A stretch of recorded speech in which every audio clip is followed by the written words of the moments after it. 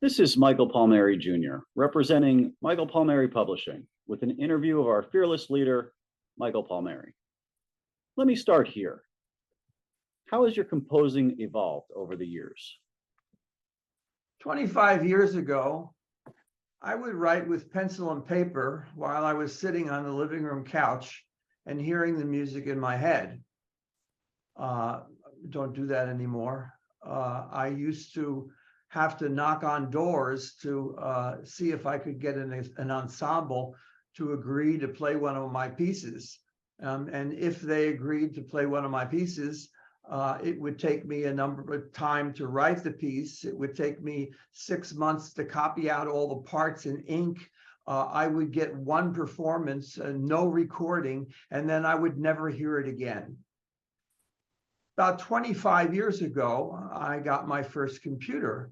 And my computer software, first of all, consists of a notation program. So instead of writing on the piece of manuscript paper, the manuscript paper appears on my computer screen. And I can input the notes just by touching the keys on my electric piano. I can put the cursor anywhere in the piece, and the piece will play back for me. I can hear it back.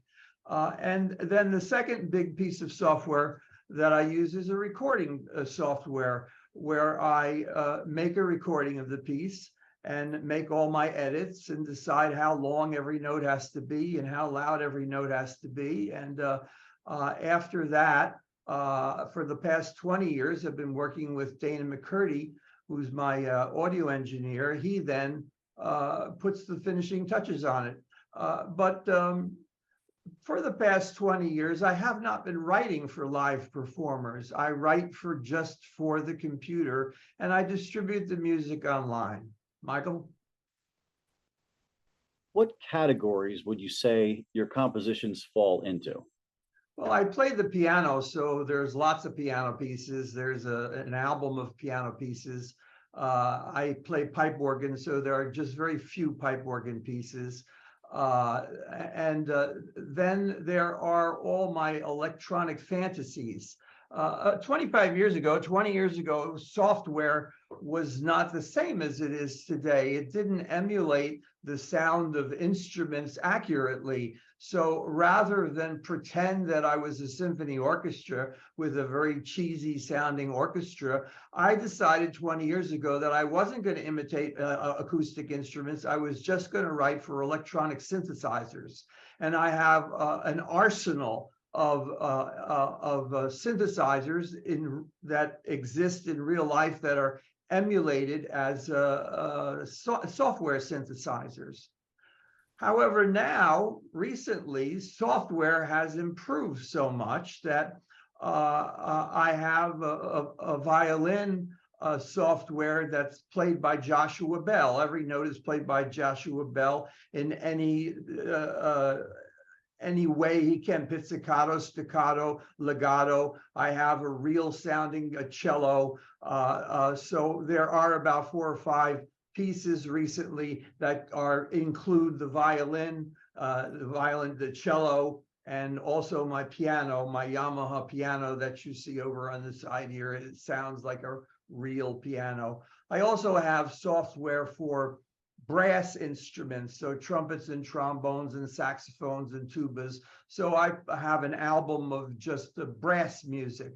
I also have an album of tango music, and my tango band includes a real sounding accordion, the Joshua Bell violin, my real sounding piano, and a bass. Michael? How would you describe the melodic, harmonic, and rhythmic structures of your music? Most of my melodies are based upon a motive. A motive means a couple of notes. It could be 3 notes, it could be 2 bars of music. A recent piece that I wrote goes like this: da da da da da da da da da da. So there's a first note that proceeds 6 notes higher, da da da, and it returns to the first note, and then it does it again, da da da, and then there's another part of the motive that goes da da da da. Well, I take that motive and I turn it inside out, upside down, and backwards. I play it in every different key. I do actually play it upside down sometimes. And the harmonies that I use are the same harmonies that have been used in traditional Western civilization's music, but I don't use them in the same manner that Mozart and Beethoven did. I use the same harmonies, but hopefully they happen in more surprising ways. The rhythms of the music, I had a friend some time ago, a former a fellow composer, and at the end, the signature of his email said, "Life does not occur in 4/4 time." And I think that's very profound.